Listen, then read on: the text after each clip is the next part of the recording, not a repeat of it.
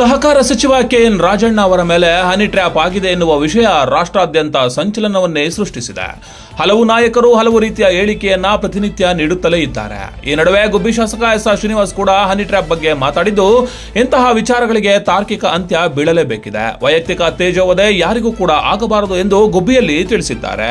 ಗುಬ್ಬಿ ಪಟ್ಟಣದ ಪದವಿ ಪೂರ್ವ ಕಾಲೇಜು ಆವರಣದಲ್ಲಿ ಸಣ್ಣ ನೀರಾವರಿ ಇಲಾಖೆಯಿಂದ ರೈತರಿಗೆ ಪಂಪು ಹಾಗೂ ಮೋಟಾರು ವಿತರಣೆಯನ್ನ ಮಾಡಿ ಅವರು ಮಾತನಾಡಿದರು. ತುಮಕೂರಿನ ಕತೆ ಅಂತ ಅದು ಎಲ್ಲ ಒಂದು ಕಡೆ ತಾರ್ಕಿಕ ಅಂತ್ಯ ಕಾಣಲೇಬೇಕಲ್ವಾ? ಅದಾಗಬೇಕು. ಅದು ಆಗದಿದ್ರೆ ಎಲ್ರಿಗೂ ಇದು ಆಗಬಾರ್ದು, ಯಾರ ಜೀವನದಲ್ಲೂ ಇದು ನಡಿಬಾರ್ದು. ನಡೆದಿದೆ ಅಂತಂದರೆ ಅದನ್ನ ಕೊನೆಗಾಣಿಸ್ತಕ್ಕಂಥದ್ದನ್ನ ಮಾಡಲೇಬೇಕಾಗುತ್ತೆ. ಯಾರು ಅದರಲ್ಲಿ ಇನ್ವಾಲ್ವ್ಮೆಂಟ್ ಇದ್ದಾರೆ ಅವರಿಗೆ ಕಠಿಣ ಕ್ರಮ ಕೈಗೊಳ್ಬೇಕು ಸರ್ಕಾರ. ಅದನ್ನ ಆಗಲಿ ಅನ್ನೋದೇ ನಮ್ಮ ಮತ. ವಿಧಾನಸಭೆಯಲ್ಲಿ ಅಷ್ಟೆಲ್ಲ ಮಾತಾಡಿದ ಸಚಿವರು ಕಂಪ್ಲೇಂಟ್ ಕೊಡೋಕ್ಕಿಂತ ಮುಂದೆ ನೋಡ್ತಾರೆ. ಗೊತ್ತಿಲ್ಲ ಸರ್, ಅದನ್ನ ಅವ್ರಿಗೆ ಕೇಳಬೇಕು, ನಮಗೆ ಕೇಳಿದ ಅಲ್ಲ. ಗೃಹ ಸಚಿವರಿಗೆ ಬರೀ ಮನವಿ ಮಾಡಿದ್ರು, ಕಂಪ್ಲೇಂಟ್ ಯಾಕೆ ಕೊಡ್ತಾ ಇಲ್ಲ ಅಂತ ಗೊತ್ತಿಲ್ಲ. ನೀವು ಕೇಳಿ ಅವ್ರಿಗೆ, ನಮಗೆ ಕೇಳಿ ನಾವೇನು ಕೇಳ. ನೀವು ಕೂಡ ಸರ್ಕಾರದಲ್ಲಿ ಇರುವಂಥವ್ರು, ತುಮಕೂರಲ್ಲಿ ಇರುವಂಥವ್ರು ಇದ್ರೂ ನಮಗೆ ಈಗ ನನ್ನ ವೈಯಕ್ತಿಕ ಜೀವನ ಬೇರೆ, ಅವ್ರ ವೈಯಕ್ತಿಕ ಜೀವನ ಬೇರೆ. ಅಲ್ಲ, ಅದು ವೈಯಕ್ತಿಕ ಜೀವನ ಅಲ್ಲ ಸರ್. ಎಲ್ಲ ಒಂದು ಕಡೆ ವಿಧಾನಸಭೆಯಲ್ಲಿ ಚರ್ಚೆ ಆದಂಥ ವಿಚಾರ ಇದು. ಇಡೀ ರಾಷ್ಟ್ರದಲ್ಲಿ ಸದ್ದು ಮಾಡ್ತಾ ಇದೆ.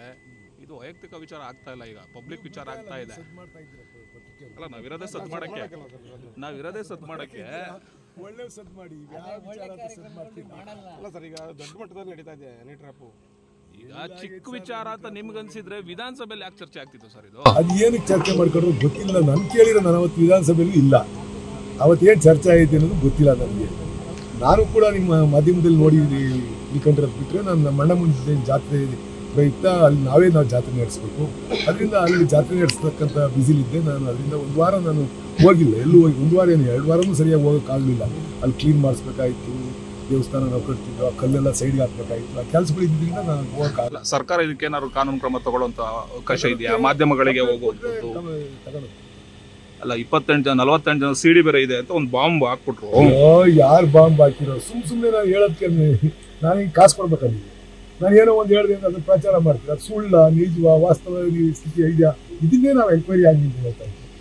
40 ಜನದೈತು, 400 ಜನದೈತು, ಯಾರಿಗೆ ಗೊತ್ತಿರುತ್ತೆ? ಅದನ್ನ ಎಂಕ್ವೈರಿ ಆದಾಗ ಗೊತ್ತಾಗುತ್ತೆ. ಯಾರ್ಯಾರು ಐತೆ, ಇದ್ರಾಗ ಯಾರು ಇನ್ವಾಲ್ವ್ಮೆಂಟ್ ಐತೆ, ಆಗಿದೆಯಾ ಆಗಿಲ್ವಾ ಅನ್ನೋದ್ರ ಬಗ್ಗೆ ಎಂಕ್ವೈರಿ ಆದಾಗ ಗೊತ್ತಾಗುತ್ತೆ.